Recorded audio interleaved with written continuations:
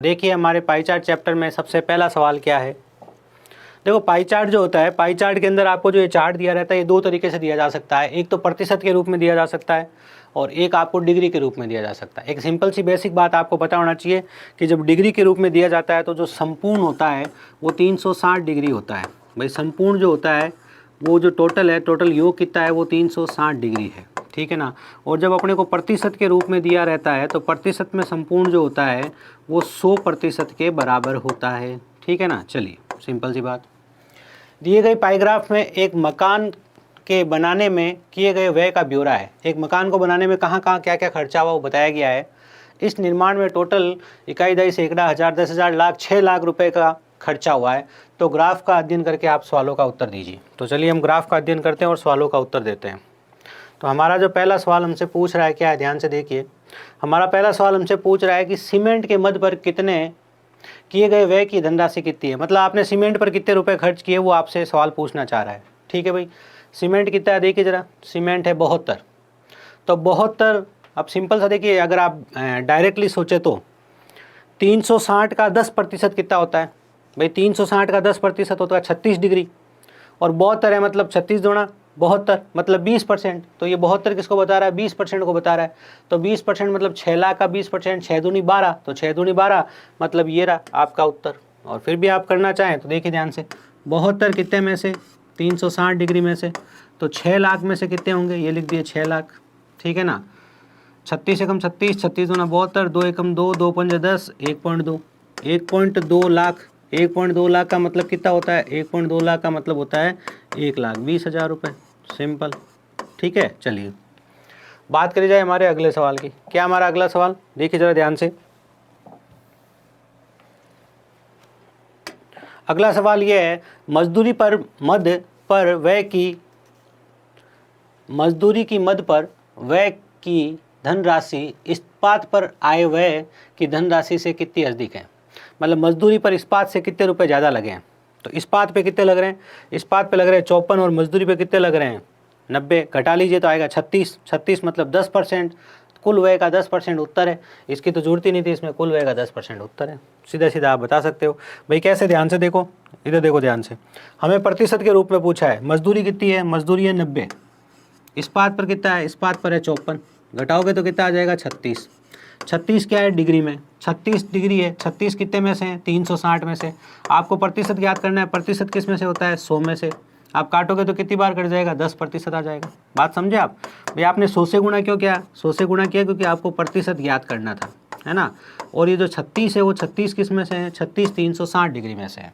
ये कहानी है, ठीक है। अगले सवाल की बात करी जाए। क्या हमारा अगला सवाल देखिए जरा ध्यान से। सीमेंट, इस्पात और निरीक्षण पर कुल मिलाकर कितने रुपए खर्च हुए हैं। कितने प्रतिशत, वो भी रुपए नहीं। सीमेंट कहाँ है भैया, ये रहा आपका सीमेंट। इस्पात, ये आपका इस्पात और निरीक्षण। सीमेंट, इस्पात और निरीक्षण, 2 2 और 4 8, 144।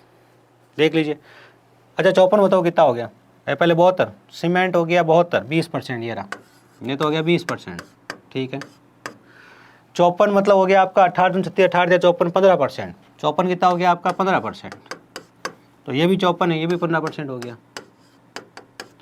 15 15 30 40 50, 50% हो गया, ठीक है। एक बार चेक कर लिया जाए, कैसे देखिए जरा ध्यान से।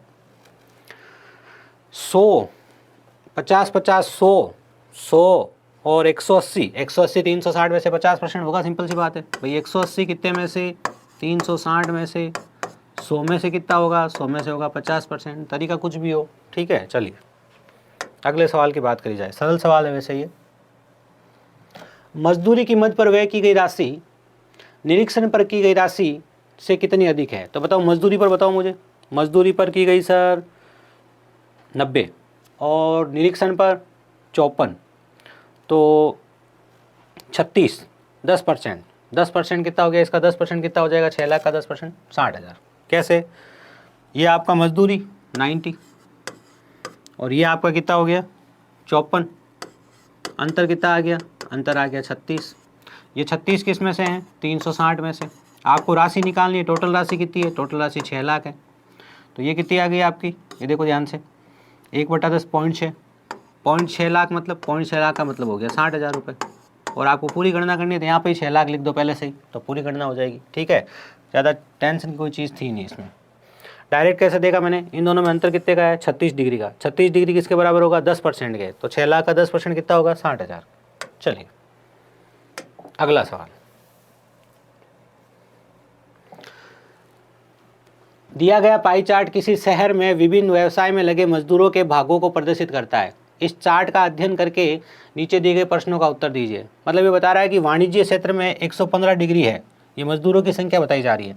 प्रोफेशनल मजदूर है ये, अन्य व्यवसाय में मजदूर है ये, विनिर्माण में मजदूर है ये, और निजी सेवा में मजदूर है 25 डिग्री, परसेंट नहीं है 25 डिग्री, और परिवहन में मजदूर है 40 डिग्री। इनका परसेंटेज कितना है वो तो हम निकालेंगे, क्योंकि 360 से इनको देखेंगे तब पता चलेगा। भाई 360 के हिसाब से हम कैलकुलेट करेंगे तब पता चलेगा कितने परसेंटेज है। वो एज पर हमारा क्वेश्चन होगा, जो हमारा क्वेश्चन कहेगा उसके अनुसार हम काम कर लेंगे। लीजिए बात करी जाए पहले सवाल की, यदि निजी सेवा में प्राप्त मजदूरों की औसत आय, निजी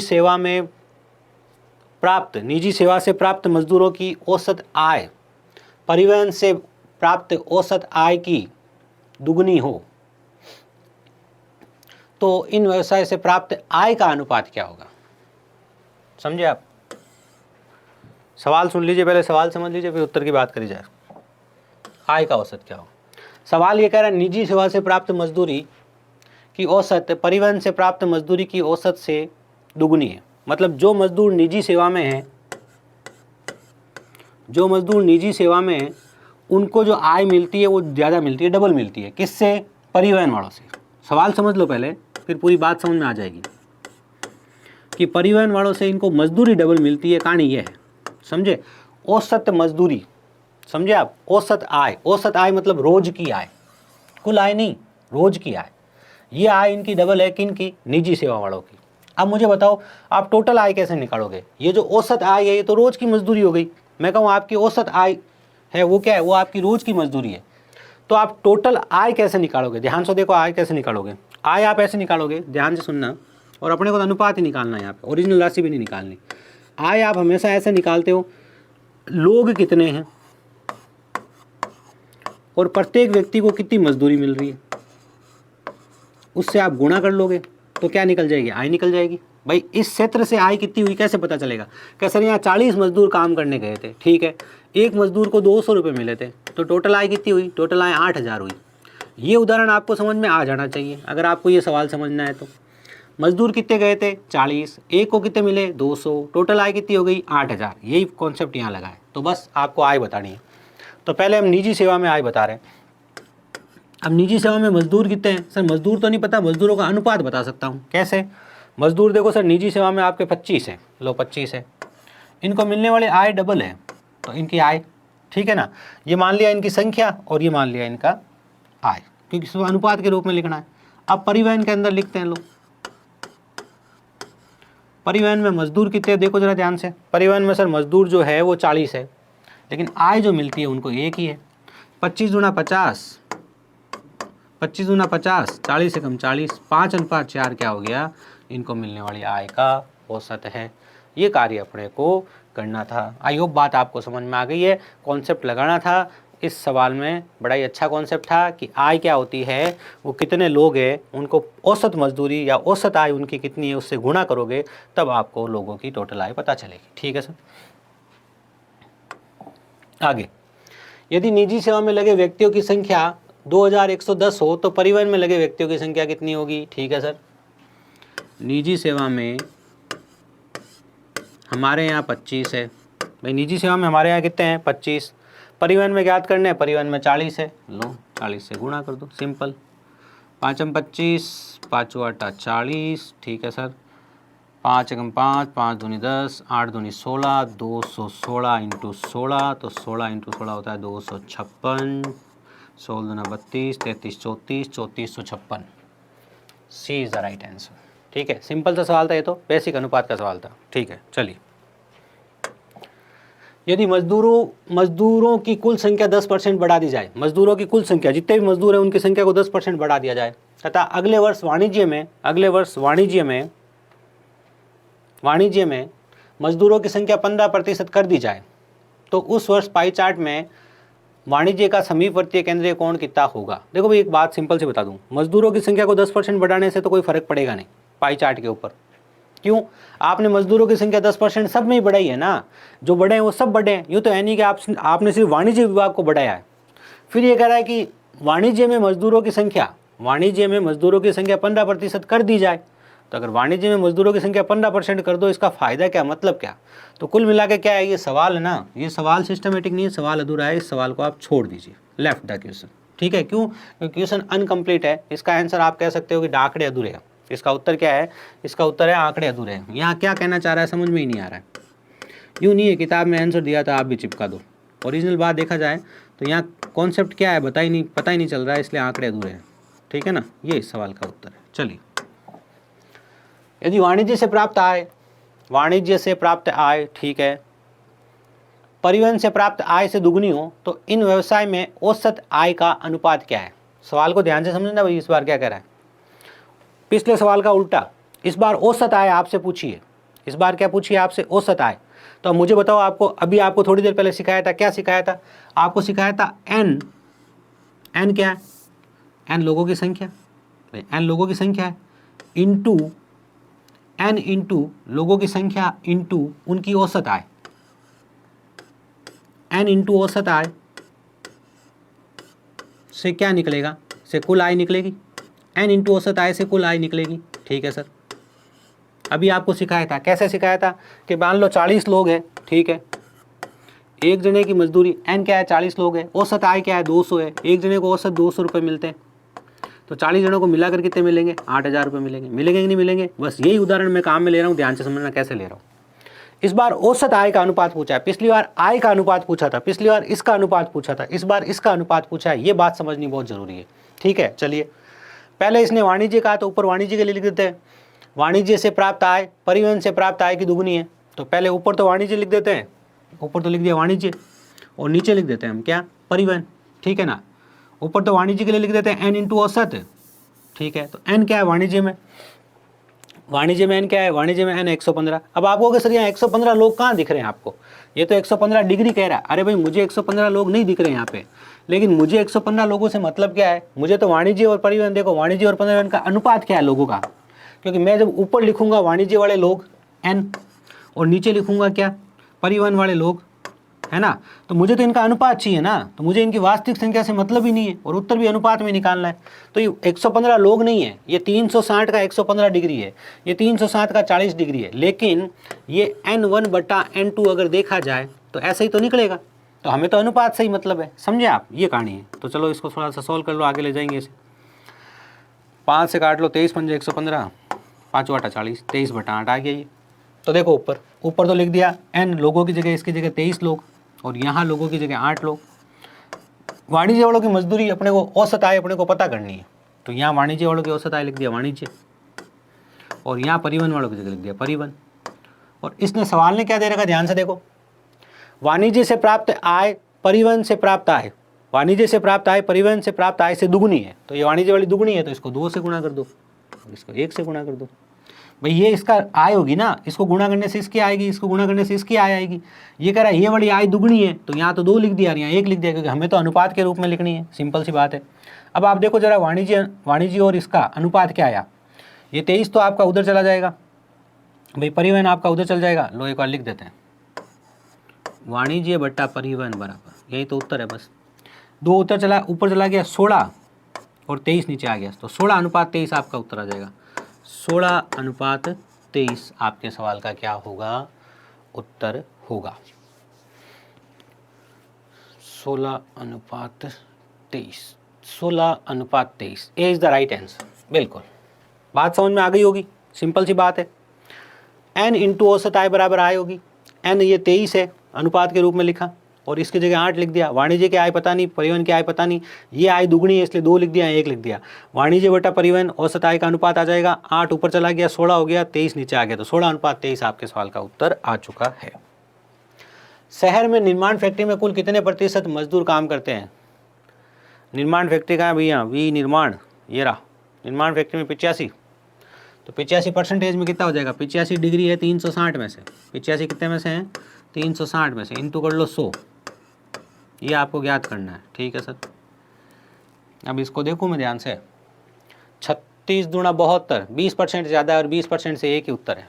समझ में आया मेरे को, क्या समझ में आया भाई? देखो आप 36 दूना 72, इसको अगर आप 850 लिखोगे तो आप सबसे पहले काटोगे तो 36 दूना 72 काटोगे तो 2.2 से, मतलब दो से ऊपर ही उत्तर आएगा। 2 से ऊपर वाला एक ही उत्तर है, इसलिए मतलब वही उत्तर सही हो गया। बस अपने को सोचने की जरूरत ही नहीं ज़्यादा। हाँ, 2 से ऊपर वाले और होते तो हम और भी लगा लेते इसमें कई कॉन्सेप्ट, ठीक है ना। चलिए अगले सवाल की बात करी जाए। प्रश्न संख्या 10 से 14 क्या कह रहा है? दिया गया पाई चार्ट वर्ष 2004 और 2005 के अंतराल में विभिन्न पदों में विदेशी मुद्रा अर्जन को प्रदर्शित करता है। विदेशी मुद्रा अर्जन को बताता है कि इस व्यवसाय से 45 डिग्री, इससे 120 डिग्री, यहाँ 90 डिग्री, 40 डिग्री, 20 डिग्री और ये 15 IT है। लिख देना, वो लिखना भूल गए, ये IT 15 है, IT से 15 डिग्री। यहाँ इसने एक आंकड़ा छुपा के और आपको दे दिया है कि जो आपका चाय का व्यवसाय है ना, जो चाय है ना, चाय से डिग्री में तो 45 डिग्री इनकम हुई है विदेशी मुद्रा से, और वास्तव में हुई है वो 150 करोड़ के बराबर हुई है। किसके बराबर हुई है? 150 करोड़ रुपए की आय हुई है चाय से। समझे चाय में कितना दम है? चाय से 150 करोड़ की आय हुई है। डिग्री के रूप में वो कितनी है? डिग्री के रूप में वो 45 डिग्री है, ठीक है ना। तो आपको पता है 45 डिग्री परसेंटेज क्या होता है? देखो ध्यान से एक बार सुन लो, पूरी कहानी यही क्लियर हो जाएगी दिमाग में। 45/3, और ज़रूरी नहीं यहाँ पे क्लियर करो, हम स्मार्टनेस लगाएंगे एग्जाम के हिसाब से, ठीक है ना। 0 से 0 गया, ठीक है। 9 चौक 36, ठीक है। 9 पंजे 45, तो 50/4 मतलब 12 चौक 48, 12.5%। 12.5% या 1/8 जो है ना, 45 डिग्री क्या होगा? 12.5%, 90 से हो जाएगा 25। चेक कर लो ना, 9 चौके 36, 5/4, 5/4 तो 50/4, 12 चौक 48, 12.5%। 12.5% जो है ना वो 45 डिग्री है, मतलब 12.5% कह सकते हो, 1/8 कह सकते हो, या 12.5% से 150 करोड़ है, 1/8 से 150 करोड़ है। बात समझ में आ गई क्या? सब चीज़ें सामने हैं, बिल्कुल। चलिए फिर सवाल की तरफ बढ़ा जाए। पहला सवाल ये नहीं है, हाँ पहला सवाल क्या करा, ध्यान से देखिए। चीनी के क्षेत्र में बराबर विदेशी मुद्रा, चीनी के क्षेत्र के बराबर विदेशी मुद्रा अर्जित करने के लिए IT क्षेत्र को अपने निर्यात में कितनी वृद्धि करनी पड़ेगी? भाई ये रहा IT, मैंने बताया था आपको, ये रहा IT है 15 डिग्री। IT कितना है वहाँ छपा नहीं है, आप देख लेना। IT 15 डिग्री को बता रहा है, ठीक है। IT 15 डिग्री है और चीनी है 90। भाई IT को चीनी के बराबर है ना करना है तो कितना बढ़ाना पड़ेगा अपना, क्या कितना अपने निर्यात बढ़ाना पड़ेगा, ये कह रहा है। तो इसमें क्या है, IT है 15 डिग्री और चीनी है 90, तो 75 डिग्री बनाना पड़ेगा। अब 75 डिग्री का मान कितना होगा? तो अपने को पता है कि 45 डिग्री का मान कितना है, 45 डिग्री का मान 150 है, ठीक है। तो 1 डिग्री का मान कितना हो जाएगा? 150/45 हो जाएगा। तो 75 डिग्री बढ़ाना है तो 75 डिग्री का मतलब क्या हो जाएगा? इंटू 75 हो जाएगा। 15 तिया 45, 15 5 75, 5 5 25, 250। तो 250 करोड़ इसे बढ़ाना पड़ेगा IT को, तब जाके ये चीनी के बराबर पहुंचेगा, ठीक है। सिंपल। लीजिए अगला सवाल किया जाए। विदेशी मुद्रा अर्जन में मूल्य की दृष्टि से चीनी का क्षेत्र का निर्यात इंजीनियरिंग क्षेत्र के निर्यात का कितने प्रतिशत है? चीनी है 90, इंजीनियरिंग है 120, तो चीनी इंजीनियरिंग का, तो इंजीनियरिंग आधार बनेगा, ये चीनी और ये इंजीनियरिंग। चीनी इंजीनियरिंग का कितना परसेंट है? 3/4 है, और 3/4 को आप क्या कहते हो? 3/4 × 100, 75%। कितना प्रतिशत है? 75% है। सिंपल सा सवाल था, इसमें तो कुछ ज़्यादा सोचने की जरूरत नहीं थी। लीजिए जहाँ परसेंटेज आ जाए वहाँ तो आप हैवी अप्रोच लगाइएगा। हैवी मतलब आपकी अप्रोच इतनी शानदार होनी चाहिए कि उत्तर बहुत सिंपल तरीके से आ जाए। कुल आय कितनी थी? कुल आय अभी मैंने बताया था आपको, 1/8 जो है वो 150 करोड़ था, तो 1 या कुल किसके बराबर होगा? 150 × 8 है ना। तो कितना हो गया? 15 8 200, 15 8 120 होता है, 15 8 120, 0 1200 करोड़ के बराबर होगी कुल। क्या सर नहीं ये नहीं करूँगा मैं? तो ये नहीं करोगे? दे दो, देख लो। चीनी दे रखी है जो 45 डिग्री है, कुल होगी 360, अनुपात निकाल लो, ठीक है। 45 दूना 90, 1 8, 1 और 8, ये जो 1 है आपका 150 के बराबर है, तो 8 किसके बराबर होगा, गुणा 8 कर लो, ठीक है, 15 8 120, 1200 करो। ऐसे करना चाहो ऐसे कर लो, अनुपात से कर लो, परसेंटेज से कर लो, फ्रैक्शन से कर लो। यदि अगले वर्ष अर्जन में 50% की वृद्धि हो तो इंजीनियरिंग सामान का योगदान कितना होगा यदि इसका प्रतिशत योगदान पहले के समान हो। सिंपल सी बात है भाई, अभी इंजीनियरिंग कितना है वो देख लो आप, तो ठीक है ना, उससे आपका क्या हो जाएगा, 50% बढ़ जाएगा। कह रहा है अगले साल क्या हुआ, सब आय 50% बढ़ गई है, इंजीनियरिंग भी 50% बढ़ गया। अभी इंजीनियरिंग से कितना मिल रहा है वो देखो जरा आप ध्यान से, अभी इंजीनियरिंग से मिल रहा है आपका 120, तो 150 जो है आपका अभी वो 45 के बराबर है, जो कि आपका चाय है, तो 120 से कितना होगा, 120 से इतना होगा, ठीक है ना भाई। ये 150 किसके बराबर है, ये चाय है 150, 120 क्या, इंजीनियरिंग इंटू 20, इसका 50% बढ़ जाएगा। 50% बढ़ने का मतलब 3/2 हो जाएगा।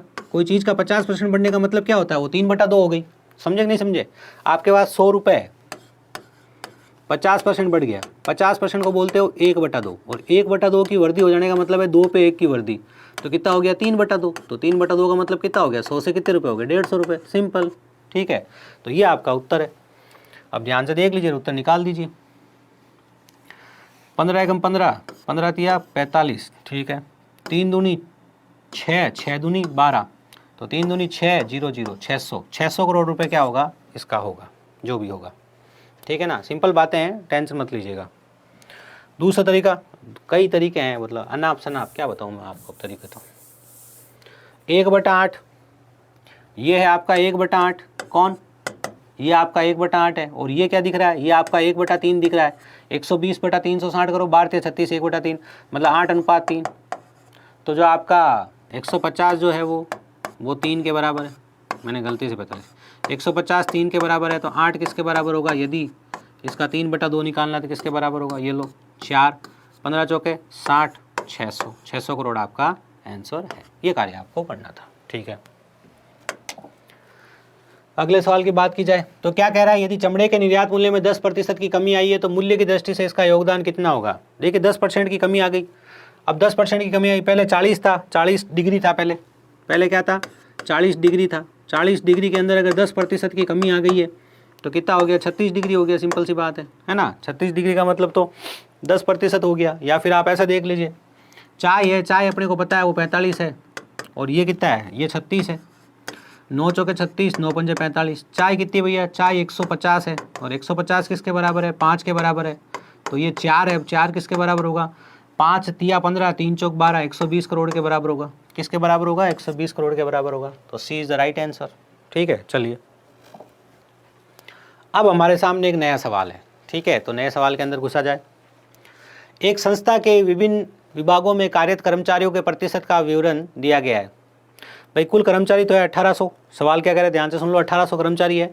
लेखा विभाग में 17% है, उत्पादन विभाग में 28 है, HR में 14% है, IT में 23 है, और विपणन विभाग में 18% है, ठीक है।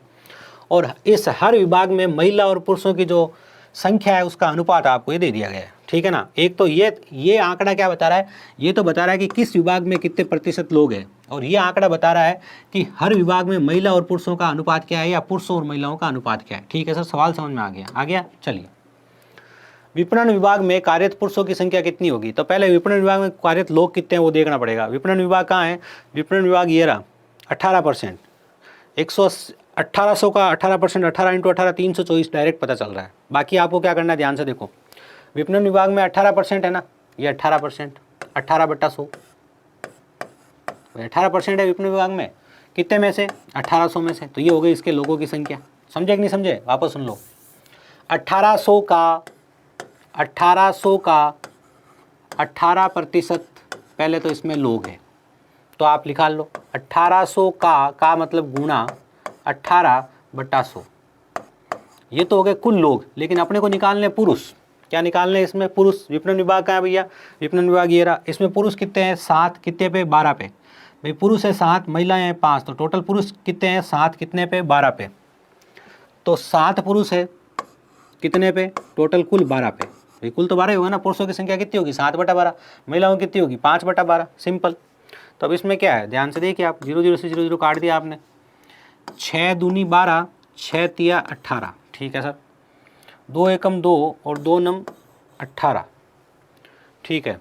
इनमें से कोई नहीं, इसलिए गणना पूरी करनी पड़ेगी। 9 इंटू 21, 9 इंटू 21, 9 एकम 9 और 9 दूनी 18, 189। तो 189 क्या है यहाँ पर पुरुषों की संख्या है, ठीक है। अगले सवाल की बात करी जाए। संस्था के उत्पादन विभाग में कार्यरत पुरुषों की संख्या उस विभाग में कार्यरत कर्मचारियों की कुल संख्या का कितने प्रतिशत है। देखो, संस्था के उत्पादन विभाग में कार्यरत पुरुषों की संख्या उस विभाग में कार्यरत कुल कर्मचारियों की संख्या का कितने प्रतिशत है। अब यहाँ एक बात ध्यान से सुनना, तो यहाँ इससे कोई लेना देना नहीं है, इससे तो कोई लेना देना ही नहीं है, हमें तो प्रतिशत पूछा है। तो ध्यान से देखो, उत्पादन विभाग कहाँ है, ये रहा। उत्पादन विभाग में पुरुष कितने हैं, 11। देखो पुरुष कितने, 11, महिलाएं कितनी, 1। तो ये कह रहा है पुरुष कुल का कितने प्रतिशत है, तो कुल 11 है। 11 में से कुल पुरुष है 11, कितने में से 12, तो ये हो गया पुरुषों का प्रतिशत। अब इसको और सरल बनाना है तो इसको 1/12 महिलाओं का प्रतिशत निकाल लो। 1/12 इंटू 100 कुछ लोगों को याद भी होगा क्या, 8 से 1/3 होना चाहिए मेरे हिसाब से।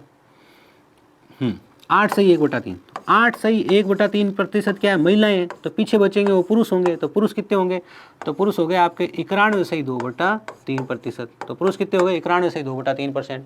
91.2/3 किसको कर लोगे आप, 91.67% को। ये आपके सवाल का उत्तर है। तो ध्यान रखिएगा, जरूरी नहीं आंकड़े लंबे चौड़े दे रखे हो तो सब आंकड़े प्रयोग हुए, आंकड़े जो प्रयोग हुए वही अपने को प्रयोग लेने, ठीक है। लेखा विभाग में कार्यरत पुरुषों की संख्या, लेखा विभाग में कार्यरत पुरुषों की संख्या उस विभाग में कार्यरत कर्मचारियों की कुल संख्या से क्रम से अनुपात क्या है। देखो फिर वो का वो सवाल आया, इसमें इसका कोई रोल नहीं है। लेखा विभाग में कार्यरत पुरुषों की संख्या, लेखा विभाग में कार्यरत पुरुषों की संख्या कुल संख्या से अनुपात क्या है, कुल संख्या ये 9। भाई टोटल तो कितने हैं, 7 और 2 9, तो 2:9 सी। इतना सरल सा सवाल था, पेन को हाथ लगाने की भी जरूरत नहीं थी, ठीक है।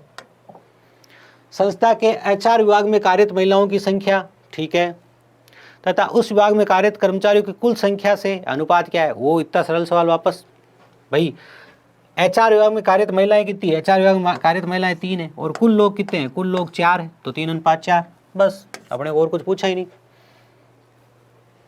अगला सवाल,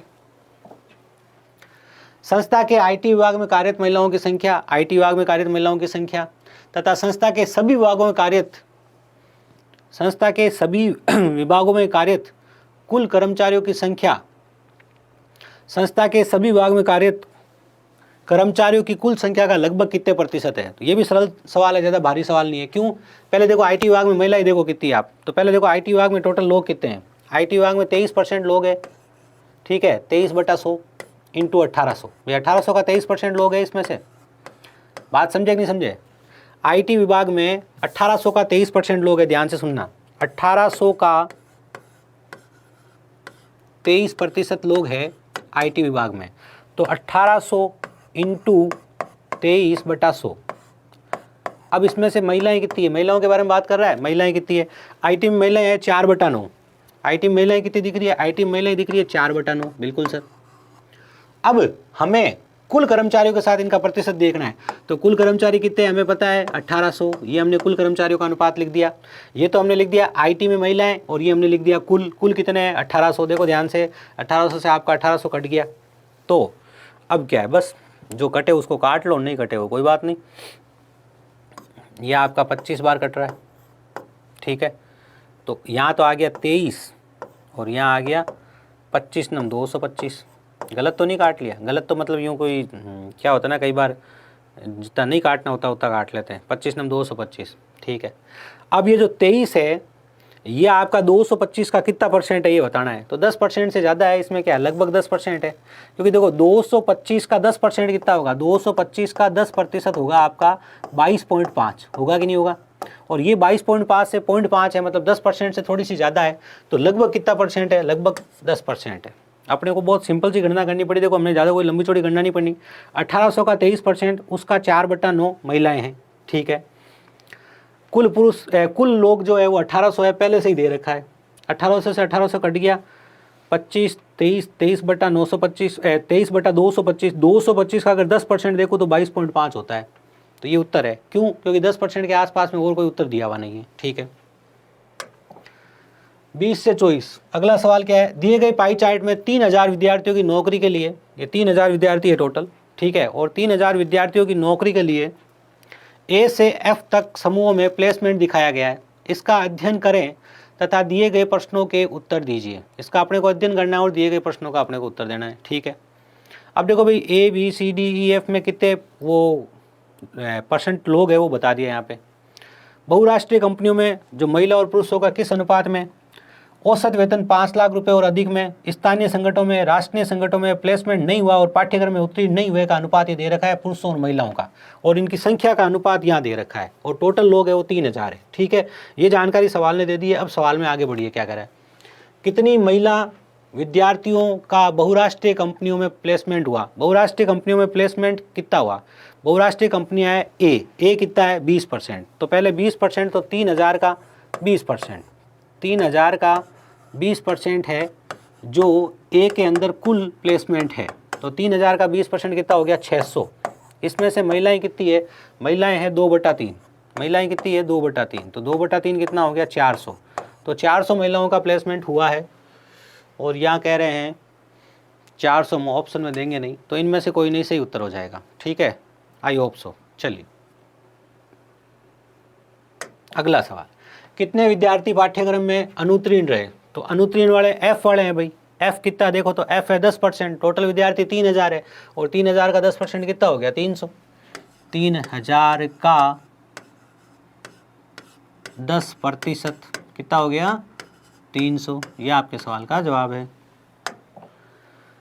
निम्नलिखित में से कौन सी जानकारी सही नहीं है, ठीक है। विद्यार्थियों की अधिकांश संख्या का स्थानीय संगठनों में प्लेसमेंट हुआ था। स्थानीय संगठन कौन से हैं, सी, तो विद्यार्थियों की अधिकांश संख्या का सी, हाँ बिल्कुल सही बात है। ये तो भाई कौन सी सही नहीं है अपने को बतानी, ये तो सही है। देखो सबसे ज़्यादा प्लेसमेंट कहाँ हुआ है, सी में हुआ है, ठीक है ना, स्थानीय संगठनों में हुआ है सबसे ज़्यादा प्लेसमेंट 25%। इसका मतलब ये बात सही है, अपने को गलत बात बतानी है, तो ये गलत हो गया ऑप्शन। राष्ट्रीय संगठनों में पुरुषों से अधिक महिलाओं का प्लेसमेंट हुआ है। राष्ट्रीय संगठनों में पुरुषों से अधिक महिलाओं का हुआ है, बिल्कुल, पुरुषों और महिलाओं का अनुपात 4:5 है, तो ये भी सही बात है। हमें तो सिर्फ गलत बात बतानी है। जिनका प्लेसमेंट नहीं हुआ तथा जो अनुत्तीर्ण रहे उनकी संख्या 900 थी। अब जिनका प्लेसमेंट नहीं हुआ, ठीक है, और जिनका प्लेसमेंट नहीं हुआ प्लेसमेंट नहीं वाले कितने भैया, प्लेसमेंट नहीं, ई और जो उत्तीर्ण नहीं हुए वो भी शामिल कर लो, हैं, ई और एफ, तो ई और एफ 30% है, 30%, 3000 का 3% 900 हो गया, ये भी बात सही है। हमें तो गलत बात बतानी है। महिला विद्यार्थियों से पुरुष विद्यार्थी अधिक थे, सब मिलाकर महिला विद्यार्थी है ना, उनसे पुरुष अधिक थे, इस बात को चेक करने में जोर आएगा। इसलिए हम क्या करते हैं, पहले इसके आगे वाली बात को चेक कर लेते हैं। बहुराष्ट्रीय कंपनियों में पुरुषों से अधिक महिलाओं का प्लेसमेंट हुआ था। बहुराष्ट्रीय कंपनियों में पुरुषों से अधिक महिलाओं का प्लेसमेंट हुआ था। बहुराष्ट्रीय कंपनियों में पुरुषों से अधिक महिलाओं का प्लेसमेंट हुआ था, ये बात तो सही दिख रही है। बहुराष्ट्रीय कंपनियों में पुरुषों से अधिक महिलाओं का, और पुरुषों से अधिक महिलाओं को 5 लाख रुपए से अधिक का औसत वेतन मिला था। औसत वेतन 5 लाख रुपए से अधिक पुरुषों से अधिक महिलाओं को मिला था, नहीं भाई। देखो ये आधी बात तो सही है, ये आधी बात तो सही है कि बहुराष्ट्रीय कंपनियों में पुरुषों से अधिक महिलाओं का प्लेसमेंट हुआ था, ये बात तो सही है, लेकिन पुरुषों से अधिक महिलाओं को 5 लाख रुपए का औसत वेतन मिला था। औसत वेतन 5 लाख रुपए से अधिक जो था ना, वो बराबर था, तो ये बात क्या हो गई, ये गलत हो गई। और ये कह रहा है कौन सी जानकारी सही नहीं है बताओ, तो इसका मतलब ये सही उत्तर हो गया, इसलिए इसको चेक करने की जरूरत नहीं पड़ेगी। बात समझे, ऊपर वाली चारों बातें सही है, ऊपर वाली चारों बातें सही है, और नीचे वाली जो बात है वो गलत है, ठीक है। चलिए अगला सवाल, तो सवाल कह रहा है स्थानीय संगठनों और राष्ट्रीय संगठनों में कुल छात्राओं का प्लेसमेंट हुआ था, वो बताना है आपको, ठीक है। भाई स्थानीय संगठन कौन है, स्थानीय संगठन सी है, सी क्या है 25%, तो 3000 का 25%, 3000 का 25%, और उसमें महिलाएं कितनी है, ध्यान से देखो तो सी में महिलाएं कितनी है 1/3 इंटू 1/3, ये हमारा पहला आंकड़ा है। तो 3000 का 25% मतलब 3000 इंटू 1/4, 25% को 1/4 भी बोलते हो, इसका अपने को 1/3 निकालना है, ठीक है सर।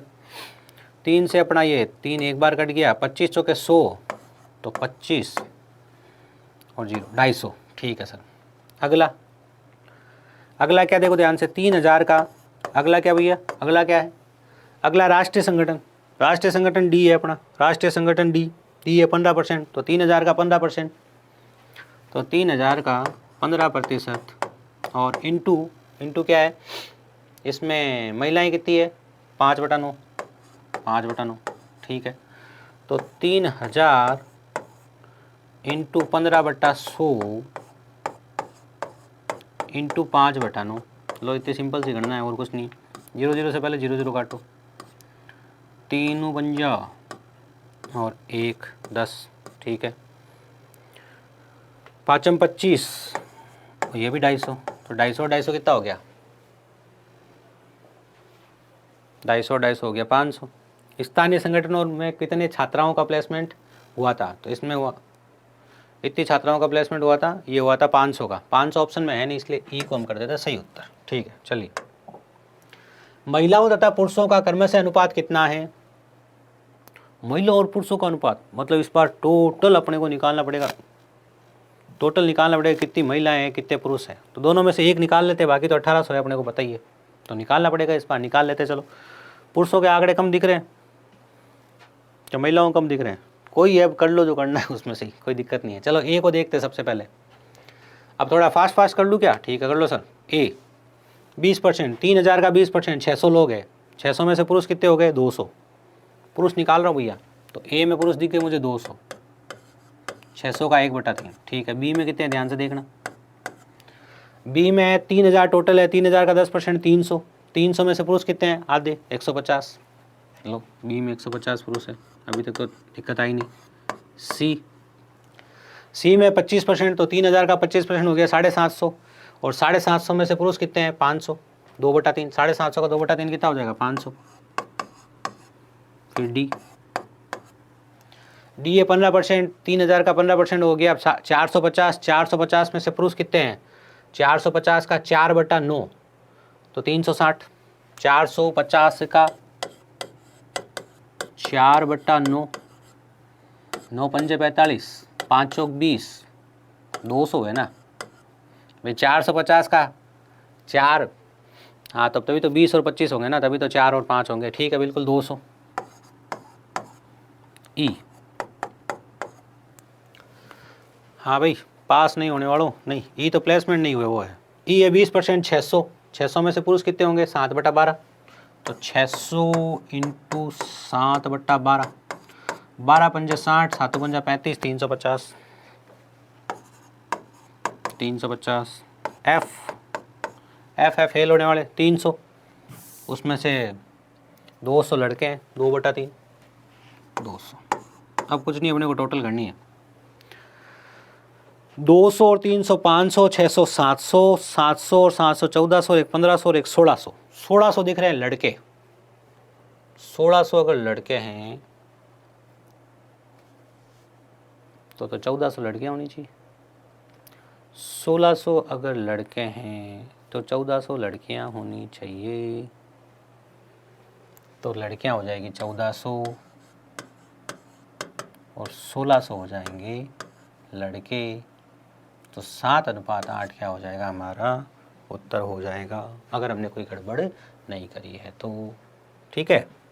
तो ये देखा आपने पाई चार्ट का हमारा सबसे पहला भाग, जिसमें हम प्रश्न नंबर 24 तक आ चुके हैं, ठीक है।